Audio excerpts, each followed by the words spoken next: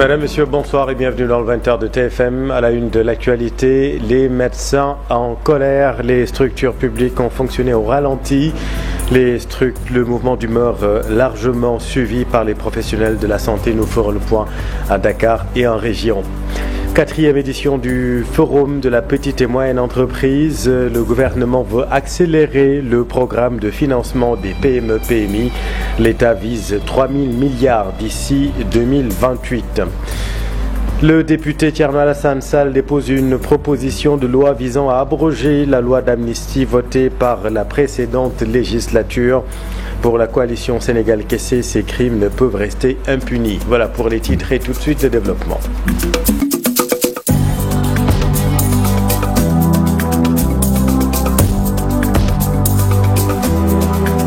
Mouvement d'humeur largement suivi par les professionnels de la santé en colère. Les structures publiques ont fonctionné au ralenti en ce premier jour de grève. Voyons tout cela dans des structures sanitaires dans la banlieue de Dakar. Nos équipes ont fait le constat à Bifay. Le mot d'ordre de grève est bien suivi dans cette structure sanitaire. Au centre de santé Batala Diop ex-Dominique, seul un don de sang est organisé à la place. Mais faire face à la caméra devient une épreuve fatidique. Le médecin-chef aussi n'a pioché mot, ce qui nous mène à l'hôpital Dalal Jamm de Guédiawaye, où nous rencontrons Dr Lionel qui vient de quitter son service. Ce n'est pas souhaitable dans le domaine de la santé. Ce n'est pas souhaitable qu'on arrête de travailler, ça c'est sûr. Bon. Après, il y a des revendications que les gens ont et qui, quand elles ne sont pas satisfaites, les gens n'ont pas d'autre choix que de revendiquer. C'est ça. Donc, ce n'est pas l'idéal que le personnel de santé aille en grève, mais s'ils n'ont pas le choix, je pense que voilà. Ce patient ignore le mouvement d'humeur. Il est venu pour sa séance de dialyse. Je n'étais même pas au courant de la grève quand je suis venu ici pour mes séances de dialyse et une formation que je fais ici. Pour cette dame, sa fille vient d'accoucher. Son souhait, c'est de satisfaire les doléances des grévistes. Sincèrement, je n'étais pas au courant. Je suis venu avec ma fille qui vient d'accoucher. Mais je souhaite qu'on réalise leurs souhaits. Leur doléance doit être satisfaite pour le bien de tous. La grève du personnel de santé n'a pas impacté le service de maternité dans cet hôpital. La grève ne nous a pas causé beaucoup de problèmes parce que le malade est bien traité. Toutefois, le SAMES a paralysé le fonctionnement du système sanitaire. Le mot d'ordre de grève va être respecté jusqu'à demain. Les syndicalistes réclament la gestion démocratique des ressources humaines à travers un appel à candidature, le recrutement des médecins, pharmaciens, chirurgiens, dentistes, entre autres. Service minimum également dans les structures à l'intérieur du pays. Seuls les services d'urgence sont fonctionnels. Illustration à l'hôpital Amadou Sakhir Ndiéguène de Thiès, Cheikh Anta Diop Seylatir.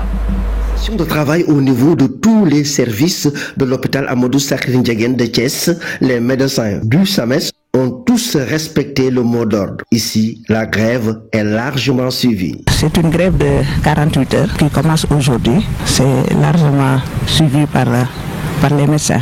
Ce sont eux qui font les consultations et les actes opératoires. Même si la moitié des médecins ne travaillent pas, ça se ressent au niveau de l'hôpital.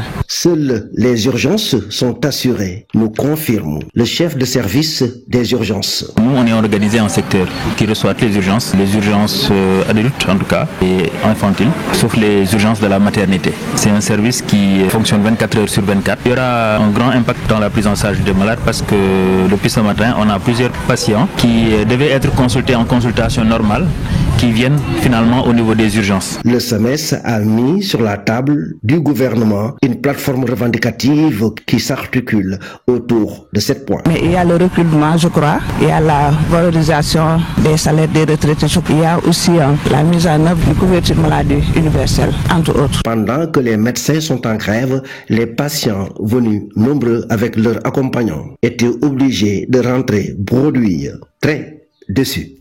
Et la tutelle regrette l'impact de cette grève et dit tout mettre en œuvre pour revenir à une situation normale. Voici le coordonnateur de la cellule de communication au ministère de la Santé et de l'Action sociale.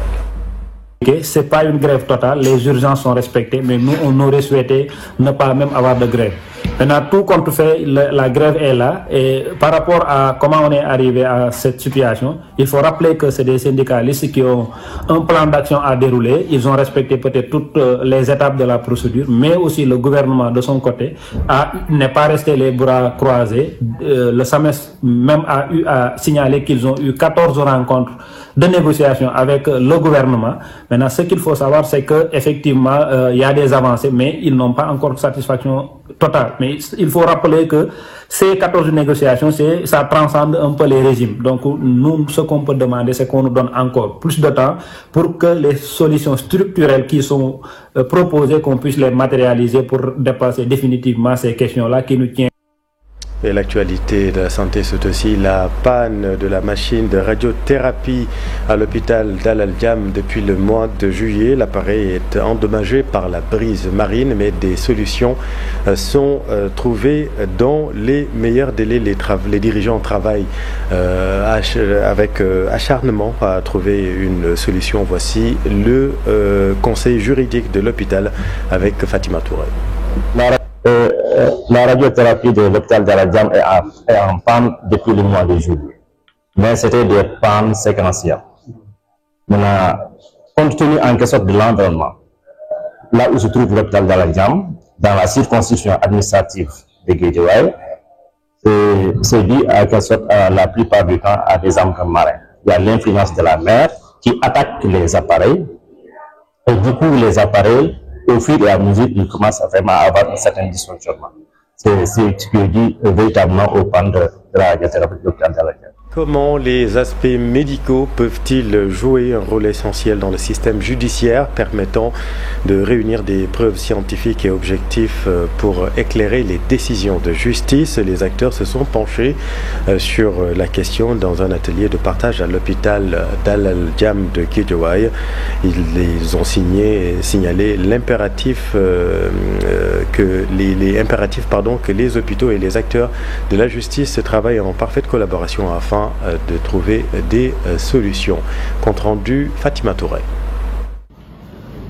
Améliorer la collaboration entre les acteurs de la justice et les hôpitaux dans l'optique d'obtenir des résultats fiables lors d'un décès suspect, viol ou autre, tout le sens de cet atelier de partage entre l'hôpital d'Al Al-Jam et les acteurs judiciaires du tribunal de grande instance de Pikine-Guédiawaye.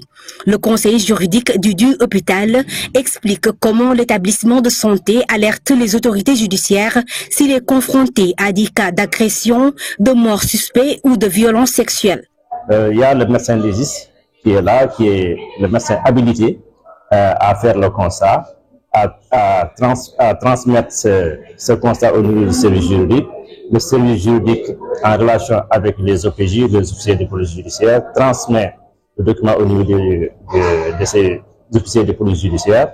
C'est à eux maintenant de faire le travail nécessaire. Ce médecin légiste, à son tour, détaille les dispositifs mis sur pied pour travailler en parfaite harmonie avec les acteurs judiciaires. Pour ce dispositif, nous avons fait plusieurs étapes, notamment donc la révision des outils, leur harmonisation, pour que nous ayons la même utilisation sur l'étendue du territoire national. Et par ailleurs, concernant les morts violentes et suspectes, les morts violentes ou suspectes, font intervenir les officiers de police judiciaire. De l'enquête à l'obtention de résultats probants, il y a des procédures à respecter, nous dit le substitut du procureur du tribunal de Pikine-Guédiawaye. Entre la justice et la médecine, nous sommes appelés donc à collaborer dans le cadre donc des procédures, c'est-à-dire des réquisitions que nous adressons donc aux spécialistes de la matière et qui, dans le cadre donc des enquêtes, en tout cas qui sont menées par les OPJ, de pouvoir un peu éclairer la lanterne de la justice. 2 jours durant, les acteurs judiciaires et les acteurs de la santé vont réfléchir pour trouver un consensus dans l'optique d'améliorer la collaboration entre les deux institutions. Semaine nationale de la santé de la mère et de l'enfant. À Saint-Louis, les acteurs se sont engagés à booster les excellents résultats réalisés dans cette région dans le domaine de la santé reproductive et maintenir son bon rang au niveau national. Seulement, dans cette partie du pays, la première cause des décès maternels est liée aux hémorragies. Voici Dr Oumi Kaltoumbo, médecin-chef adjointe du district sanitaire de Saint-Louis avec notre équipe sur place. La première cause des décès maternels au niveau de la région de Saint-Louis reste les hémorragies chez les parturientes ou la femme enceinte. Donc il est important de rendre disponibles ces produits au niveau de la région pour pallier à ce problème. De faire, c'est une semaine où nous, les équipes, les prestataires, nous sommes sur le terrain à travers la sensibilisation, des journées de consultation gratuites, des journées d'offres PF au niveau de la communauté. Mais le plus important, c'est le plaidoyer auprès de ces communautés, auprès des associations pour des dons de sang éventuels, pour l'organisation des journées de dons de sang, pour rendre disponibles les produits au niveau de la région afin que les bénéficiaires puissent en bénéficier. La région de Saint-Louis a de très bons taux, de très bons résultats par rapport à la planification, mais il est bon de renforcer cette planification afin d'éviter les grossesses rapprochées pour une meilleure santé pour les femmes et les parturientes. L'actualité, c'est aussi la grève dans l'enseignement supérieur. Restons à Saint-Louis, justement, à l'université Gaston Berger. Pas l'ombre d'un seul enseignant, membre du SAES. Ils ont tous déserté l'établissement, respectant ainsi le mouvement d'humeur de 48 heures. Voyons tout cela avec Ousseynou Diop et Habib Seck. À Sanar, le mot d'ordre de grève du syndicat autonome de l'enseignement supérieur a été bien respecté. Beaucoup de cours n'ont pas eu lieu au Temple du Savoir ce mardi. Pour les professeurs, le mot d'ordre a été respecté par les membres du SAES à l'université Gaston Berger.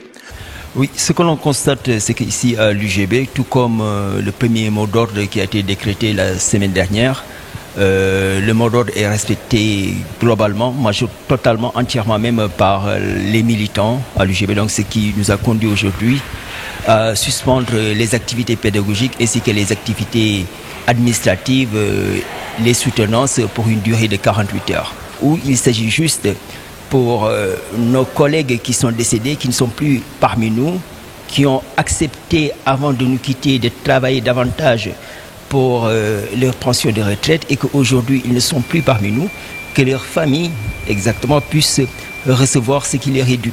Le syndicat autonome de l'enseignement supérieur a aussi brandi d'autres revendications. Il réclame de meilleures conditions de vie dans les universités sénégalaises. En plus de ça, il y a des revendications qui ne changent pas, qui portent sur la situation des universités, qui portent sur le manque, l'absence criarde d'infrastructures qui rendent les conditions de travail excessivement difficiles. Voilà. Donc ce que nous constatons, c'est que avec ces mouvements, la tutelle fait preuve de mépris. Du côté du SAES de l'université de Sanar, le mot d'ordre a été bien respecté. Le SAES durcit le ton et menace même de passer à la vitesse supérieure. Face aux conflits armés qui sévissent dans de nombreuses régions d'Afrique, des milliers d'enfants se retrouvent privés de leur droit fondamental à l'éducation. L'Association des responsables nationaux de l'enseignement catholique de l'Afrique de l'Ouest alerte sur cette crise humanitaire et appelle décideurs et communautés à prendre des mesures urgentes pour garantir l'accès à l'école, même en temps de guerre. Abdou Diouf Diagne et Hamadou Bambassamb. Présentes dans de nombreux pays d'Afrique de l'Ouest, les écoles catholiques jouent pleinement leur rôle dans la formation des enfants. Nos établissements produisent des fruits de joie, je dirais de réussite, de paix, de vivre ensemble, de valeurs. Les valeurs que nous prônons, qui sont tirées de l'Évangile, sont largement vécus dans nos établissements.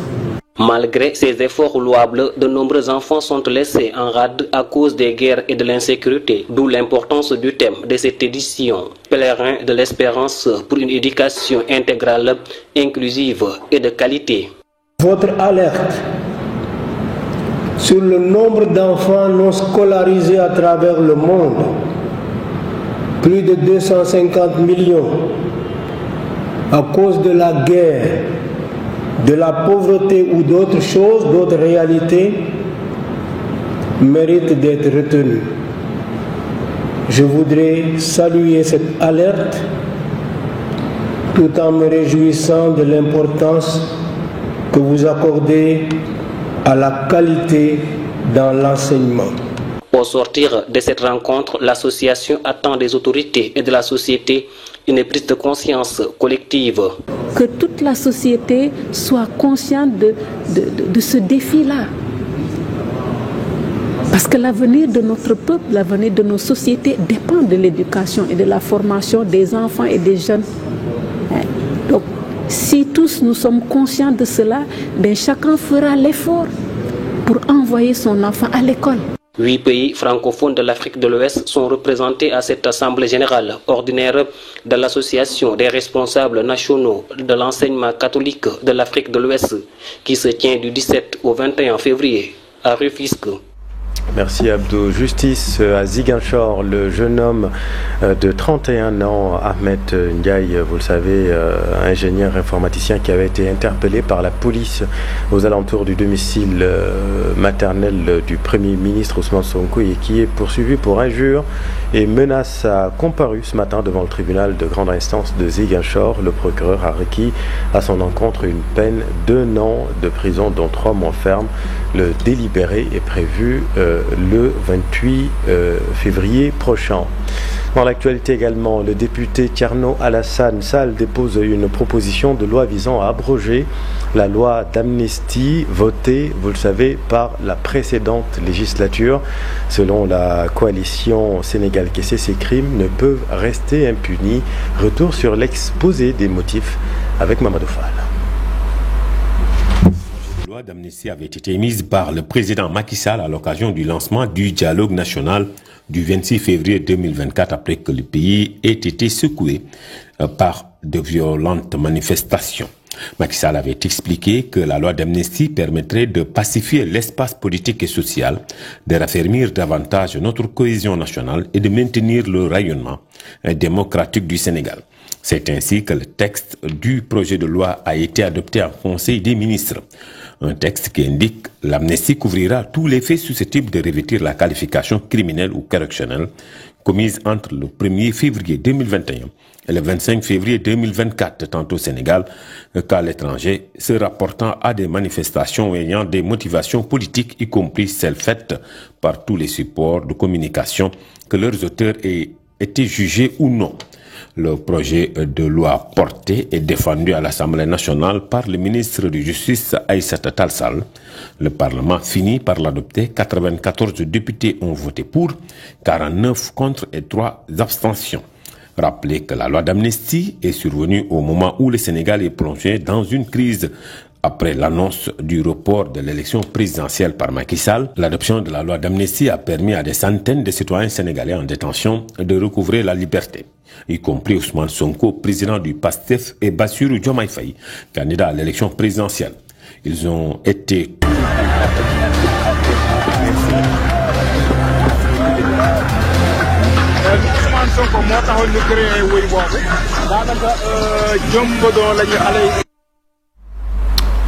Sous le signe de l'innovation et de la souveraineté, la 4e édition du Forum de la petite et moyenne entreprise a débuté ce matin. Le gouvernement va accélérer le programme de financement des PME-PMI qui représente, vous le savez, 95% des entreprises au Sénégal. L'objectif est de passer de 600 à 3000 milliards à l'horizon 2028. Fatou Bintou Conté. Cette 4e édition du Forum de la PME sénégalaise, l'accent est mis sur l'innovation et le développement industriel et commercial, des enjeux fondamentaux dans la politique du nouveau gouvernement sénégalais, mais aussi les regrouper pour mieux connaître leurs difficultés. 590 PME qui ont exposé aujourd'hui. Le tissu industriel sénégalais, le tissu économique, en réalité, c'est pratiquement 99% de PME. Ce qu'on voulait faire aujourd'hui, c'est rassembler ces PME, comprendre leurs difficultés, l'accès au financement par exemple, comment l'améliorer. On parle de 2 types de financement, les financements longs, l'investissement, les financements pour justement les charges variables, les fonds de roulement. C'est un vrai problème. Formalisation, là aussi on sait que beaucoup de PME ne sont pas encore formalisées. L'accès au marché, parce qu'on n'a toujours l'accès au marché ni national ni international. mais aussi ils ont d'autres problèmes au niveau légal, au niveau des partenariats, au niveau de la formation, à la gestion, à la finance.